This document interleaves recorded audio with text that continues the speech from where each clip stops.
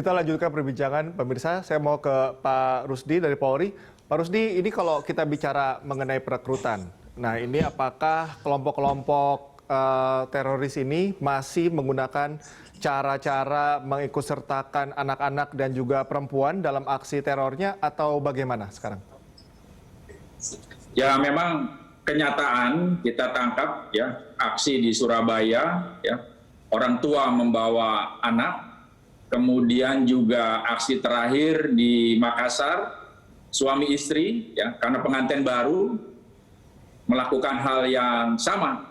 Jadi kalau kelompok Makassar ini, ya kita ketahui kasus bom di Gereja Katedral Filipina, ya 2019, ya, itu suami istri, itu dari kelompok Makassar ini.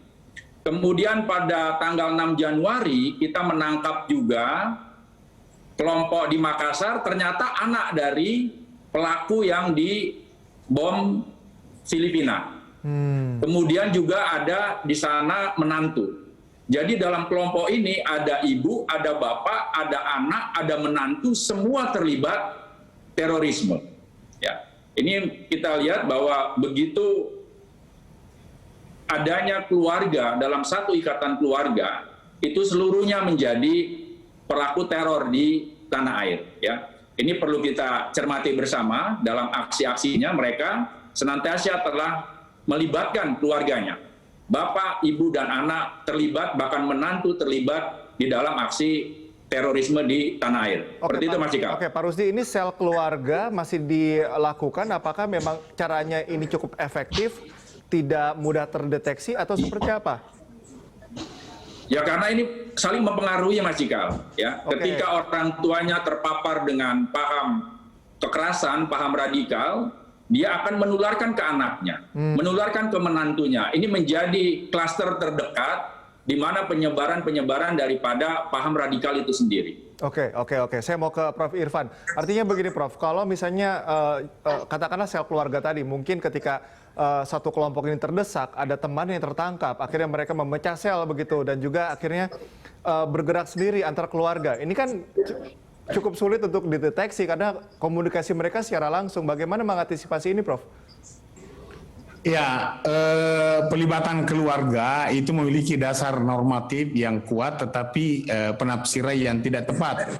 Ya, mereka beranggapan bahwasanya kita harus menjaga diri dan keluarga dari siksa neraka, tetapi justru diri dan keluarganya menciptakan api neraka. Nah, untuk mendeteksi mereka, saya kira kewaspadaan dini dan cegah dini dari masyarakat dan lingkungan tetangga ini harus kita ajak agar ditingkatkan, karena kelihatan nampak sekali pergerakan mereka. Kalau hanya mereka yang benar, tidak ingin bersosialisasi, tertutup. Nah, disinilah perlunya kita ajak tokoh masyarakat, tokoh agama, dan tokoh adat, saya kira, untuk merangkul mereka. Bukan justru menuding mereka jadi teroris. Khawatirnya nanti mereka hanya rajin beribadah, ya, dengan busana tertentu, kita tuding teroris. Itu juga tidak tepat. Karena ciri teroris secara fisik tidak ada lagi, kecuali pada saat bom Bali. Nah, sekarang kita harus selalu waspada. Disinilah perlunya kita berintegrasi dengan masyarakat. Bagaimana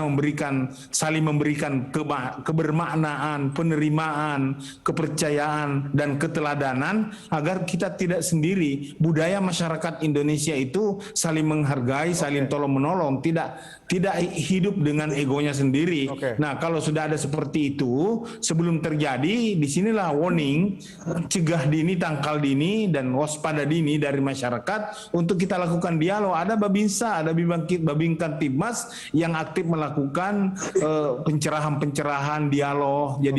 Jadi kalau masyarakat aware, ya, siapapun mereka, itu fenomena seperti itu bisa kita identifikasi dan kita gandeng mereka, karena mereka tidak terlahir sebagai seorang teroris, bukan penyakit turun-menurun, tetapi itu bisa dikembangkan dengan keluarga mereka jika mereka sudah yakin betul akan berangkat ke sorga bersama istri, anak, dan keluarganya. Makanya deportan yang kita terima tahun 2017 bersama pejabat eselon 2 dari Batam, itu ada 28 orang keluarga.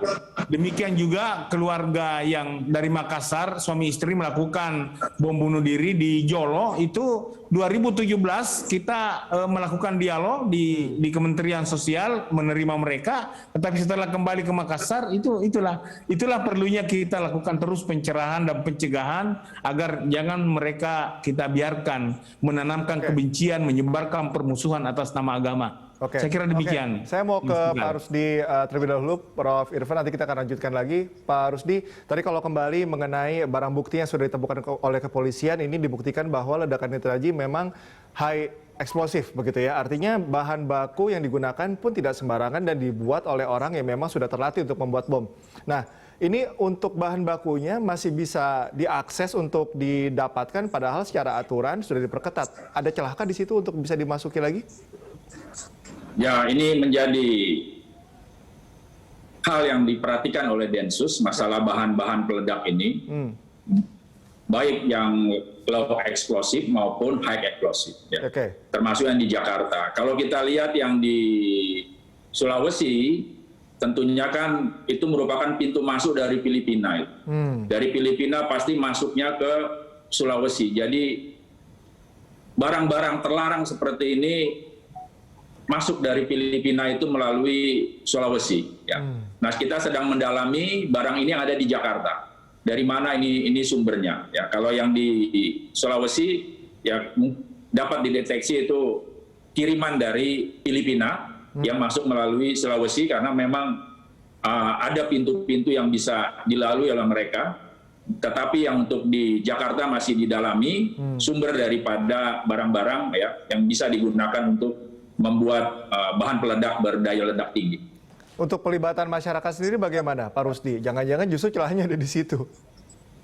Ya, tentunya sekali lagi kalau masalah terorisme ini menjadi tanggung jawab kita bersama. Seperti Prof. Irfan katakan, bagaimana masyarakat peduli, jangan apatis. Ketika masyarakat peduli terhadap lingkungan, maka akan mempersempit gerak mereka. Kepedulian masyarakat juga menjadi peringatan dini sosial, sehingga hal-hal yang terkecil apapun yang terkait dengan terorisme ini bisa kita lakukan tindakan-tindakan awal sehingga masalah terorisme di tanah air ini bisa dapat ditangani dengan baik. Oke, baik. Terima kasih Pak Rusdi. Saya mau ke Prof. Irfan. Kalau kita bicara grand plan-nya, Prof. Irfan, ini kan kita lihat saat ini kan ada, kalau kita tadi bahas mengenai cara, ada yang terstruktur, ada yang mereka lebih serampangan, ada yang lone wolf seperti itu. Sebetulnya rencana ke depannya apa yang akan mereka inginkan atau mereka perbuat, khususnya dalam di negara ini, begitu? Ya, satu hal yang mereka inginkan dengan berbagai macam cara, mau dengan nama, mau pakai nama, mau tanpa nama, yang pasti ini menciptakan ketakutan, teror. Ya, tujuan jauhnya adalah bagaimana mereka mengganti negara bangsa menjadi negara agama yang tidak punya dasar dalam semua agama, terutama dalam Islam. Tidak ada perintah mendirikan negara Islam, membentuk daulah, menegakkan khilafah. Khilafah itu hanya cerita dan berita serta dialektika, bukan perintah apalagi titah, karena hanya akan berakhir dengan lulu lantah.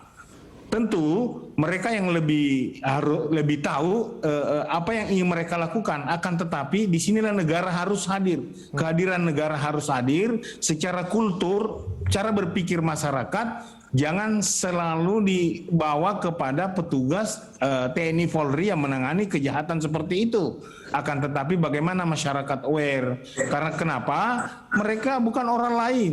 Mungkin tetangga kita, mungkin sealma mater kita, hanya karena berada pada tempat yang salah atau bergaul dengan orang yang tidak tepat atau membaca buku yang kurang komprehensif. Makanya cara yang tepat adalah lewat pendidikan. Bagaimana kementerian-kementerian yang terkait meningkatkan penanaman pendidikan wawasan kebangsaan. Ya, 4 konsensus dasar berbangsa ini yang perlu kita kemas sesuai dengan bahasa milenial, kids zaman now. ini cenderung ditinggalkan. Orang semua bicara ISIS, orang semua bicara teroris. Mereka kita kasih panggung jadinya dong. Kejahatan ya sudah kejahatan. Itu bukan tempatnya di negara kita di Indonesia. Kita kaya dengan kearifan lokal. 17.520 pulau dari Sabang sampai Merauke. Ini yang kita harus pertahankan. Sasaran besar mereka bagaimana Indonesia seperti yang terjadi di Syria. Dan Indonesia adalah bukan negara agama, tetapi penduduknya semua beragama. Ini yang harus kita catat. Dan tidak ada kaitannya aksi teror dengan satu agama pun, dengan satu bangsa pun. Tetapi setiap agama dan setiap bangsa ada pelaku anarkisnya. Kenapa harus kita ikuti hal seperti itu yang dapat merusak persatuan kita di tengah perbedaan dan menjaga perbedaan di tengah persatuan. Baik, terima kasih Prof. Irfan. Mungkin ke Pak Rusdi terakhir, pasti kepolisian sudah menyiapkan pengamanan begitu ya pasca adanya tragedi ini, dan pasti ada yang bisa di-share, mungkin ada yang bisa di-keep di internal kepolisian, tapi setidaknya untuk menenangkan masyarakat, terutama kan kita ada rangkaian hari raya keagamaan seperti Paskah, kemudian juga kita akan merayakan bulan Ramadan dan juga hari raya Idul Fitri. Bagaimana pihak kepolisian meyakinkan masyarakat untuk tetap tenang? Jadi yang pasti, Mas Irfan, kami menyebutnya nih kalender Kamtibmas, Paskah, kemudian juga Ramadan. Ini kan tiap tahun akan ada peristiwa-peristiwa tersebut.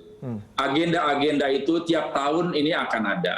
Sehingga kami menyebutnya sebagai kalender Kamtibmas, tiap agenda itu kami siap untuk mengamankan. Tentunya Pak Kapolri sudah menjelaskan, ya, peristiwa Makassar terjadi, walaupun demikian masyarakat tetap tenang, tetap waspada, melaksanakan aktivitas seperti biasa, dan tentunya Polri beserta aparat yang lainnya menjamin situasi Kamtibmas di tanah air bisa dikendalikan dengan baik. Seperti itu, Mas Cikal. Baik, Pak Rusdi, terima kasih atas waktunya dan kehadirannya bersama kami, dan juga Prof. Irfan, terima kasih.